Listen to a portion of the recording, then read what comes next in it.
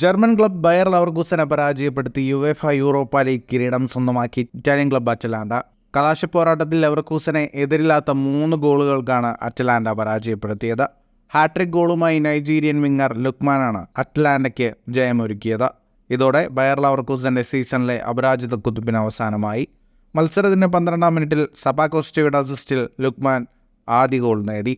26-ാം മിനിറ്റിൽ ലവർകൂസന്റെ പിഴവിൽ നിന്ന് ലഭിച്ച പന്ത് ബോക്സിന് പുറത്തുനിന്ന് തൊടുത്ത മനോഹരമായ ഷോട്ടിലൂടെ ലുക്മാൻ വലയിലെത്തിച്ചു.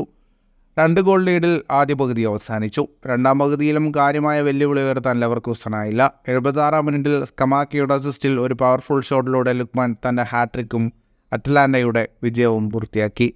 ഈ ഹാട്രിക്കോടെ യൂറോപ്പ ലീഗ് ഫൈനലിൽ ഹാട്രിക് നേടുന്ന ആദ്യ താരമായി ലുക്മാൻ മാറി. ഈ സീസണിൽ 51 മത്സരങ്ങൾ പരാജയമറിയാതെ മുന്നേറിയ ജർമ്മൻ ചാമ്പ്യന്മാർ പരാജയപ്പെടുന്ന ആദ്യ മത്സരമാണിത്. അറ്റലാന്റയുടെ ആദ്യ യൂറോപ്യൻ കിരീടമാണിത്. 1963 ശേഷം ആദ്യ കിരീടവും.